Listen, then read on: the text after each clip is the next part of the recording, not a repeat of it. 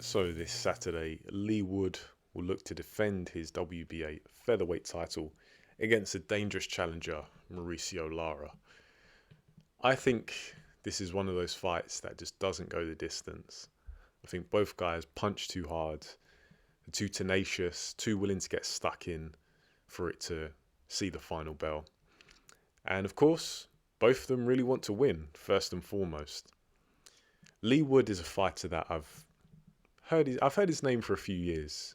He used to be part of the Ingle stable, so you'd hear Dominic Ingle and some of the Ingle fighters from the Winkerbank gym talking about Leigh Wood, praising his power, praising his skill, but I was never really sold. And I think, to be honest, I'm still not sold. I just see him as a good, solid, serviceable fighter at world level, but no one who is likely to go on and rule the division.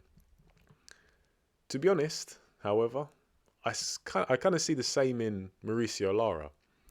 Lara is a fighter who has a decent amount of hype surrounding him because he announced himself at the world stage with that brutal win over Josh Warrington, which was just over 2 years ago. And he really did flatten Warrington. And of course, Warrington, his title wasn't on the line for that fight, but he didn't lose it in the ring.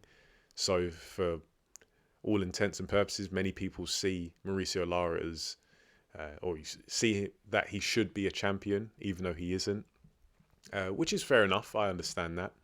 And he's definitely a world level fighter, as is Leigh Wood.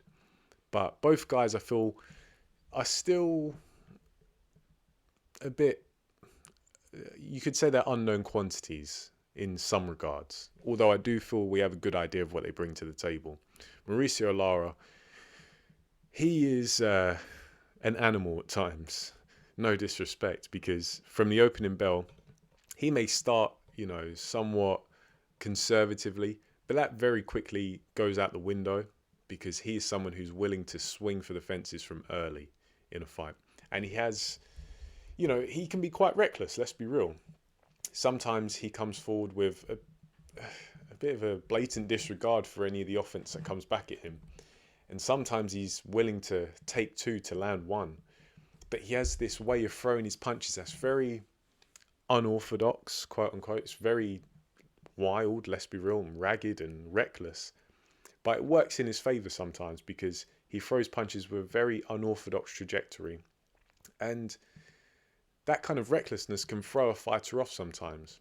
Especially if you've been used to, in recent fights, fighting very traditional fighters with very traditional technique. To go in and fight someone who is now swinging from all different kind of crazy angles with power as well, that can catch you off guard.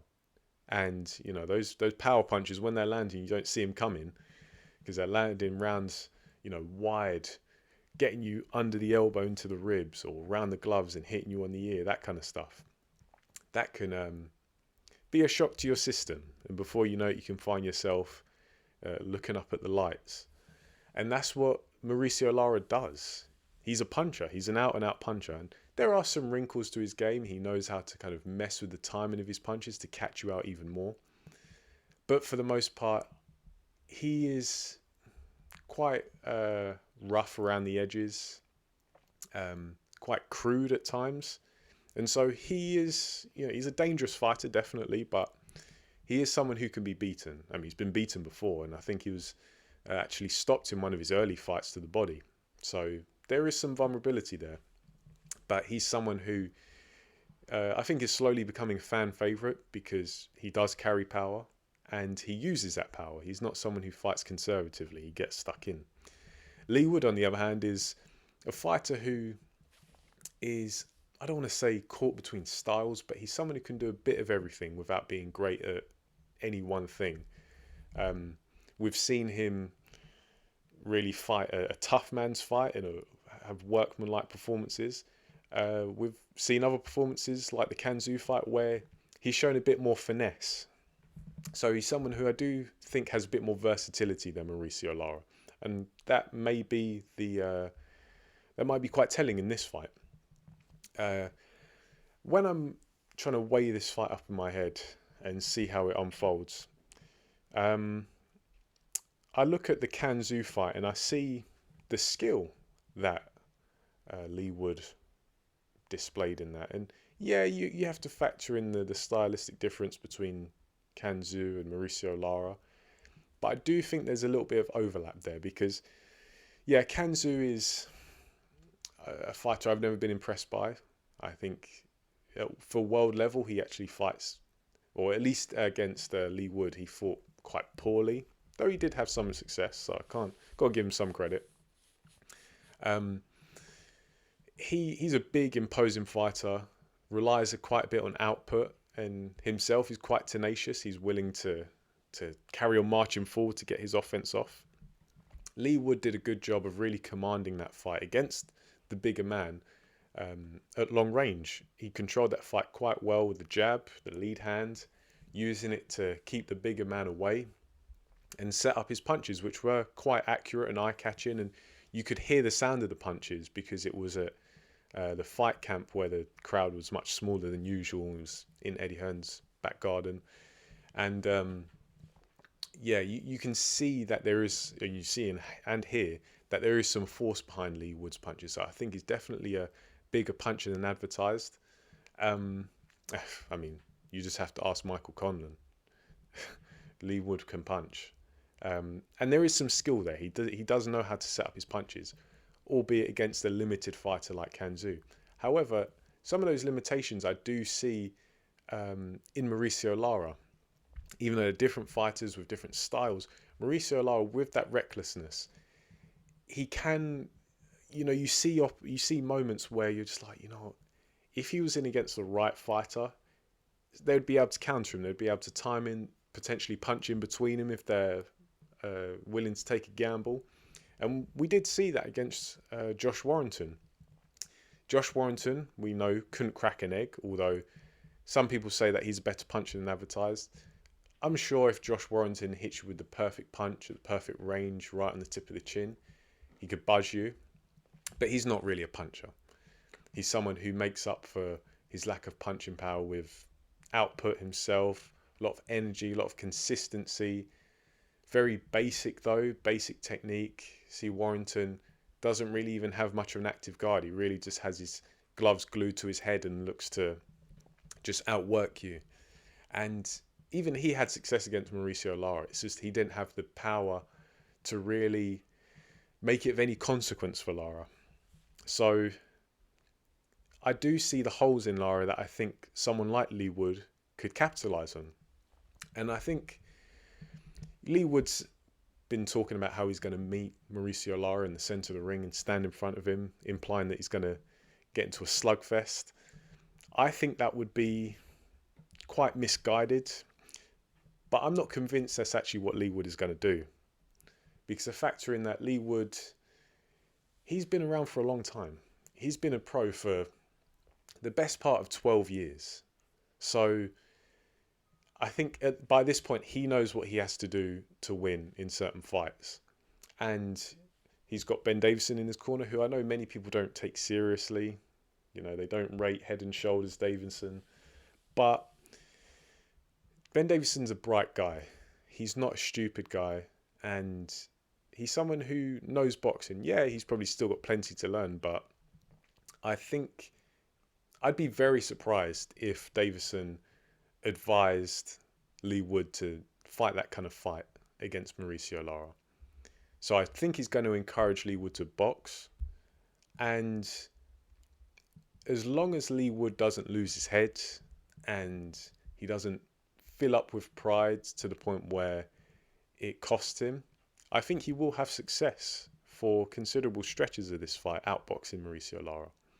That being said, even against Kanzu, who is limited, there were moments where Leigh Wood was getting caught with punches that you felt he shouldn't be getting caught with, just because of a lack of defensive responsibility, maybe not entirely being used to fighting at long range and taking his eye off the ball because he is enjoying success, and that just kind of get into his head.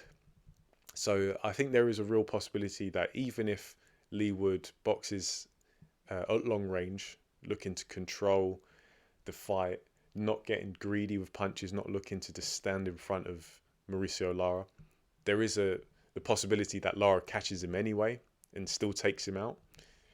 Although Leigh Wood is someone who is clearly very tough, and I think he's going to have a lot of confidence and a lot of momentum going forward, because that Michael Conlon fight, which was his last fight, he, if he didn't already believe it, I'm sure he does now, that he has the resolve and the grit that you need in boxing. The resolve and the grit of a true champion, because he started that fight off terribly. That was a hard, heavy knockdown that he suffered in that Conlon fight. But he got up, he weathered the storm, and then he chipped away over the course of the fight until he got a dramatic stoppage in the last round, a Carl Froch-esque stoppage. And if that doesn't fill you with confidence, knowing that you can really weather a terrible start like that, nothing will. So even if Mauricio Lara does start to get to him, I'm sure Leigh Wood's going to think, you know what, I've had worse starts than this. It doesn't mean in reality that he can't still get taken out, because I imagine that if Lara tags Wood and has him hurt and knocks him down, he'll definitely go for it. But I think at the same time, Leigh Wood has more than enough skill, more than enough firepower to get off plenty of his own damaging offense on Mauricio Lara, who is reckless and himself lacks defensive responsibility. I just don't think that Lara's been in with anyone who's really made him who's really capitalized on that lack of defensive responsibility and almost like negligence at times. Because the way I see Lara is his offense is his defense. As long as he is getting some kind of offense off, he doesn't have to worry so much about people and the return fire. Although someone like Leigh Wood, who can punch himself, does have a decent boxing brain and he knows how to get his shots off, I think for, I'm having a hard time picking a winner in this one. I've really gone back and forth. When the fight was first announced, I was fairly comfortable that Lara would win. But the closer it's getting, I do get the feeling that Leigh Wood might pull it off. But it just depends on how consistent can he be. Because I do think it's inevitable that even if he boxes, Mauricio Lara will still get to him. But if he can keep his shape, can stay consistent, stay disciplined, not lose his head in front of his hometown fans, I think Leigh Wood might be able to stick it on Lara enough to maybe get a late stoppage. So, yeah, you know what? I'm going to go for it. I'm going to say that Leigh Wood probably does secure the stoppage in like rounds 9 or 10. Maybe it's a close fight, but Leigh Wood just punctuates the rounds with spots of good boxing where he lands some clean offense, a couple of punches around that are really meaningful, and he gets to later rounds and maybe he just lands a punch, a punch right in the sweet shot that shakes Lara, and Lara gets counted out. I just have it in my head. Call me crazy, but I just get the feeling that, yeah, Mauricio Lara is dangerous, clearly can punch, has a lot of tenacity, and he's someone who tries to get the most out of his power and really make it count. But I do think that the Josh Warrington fights maybe flattered him a bit.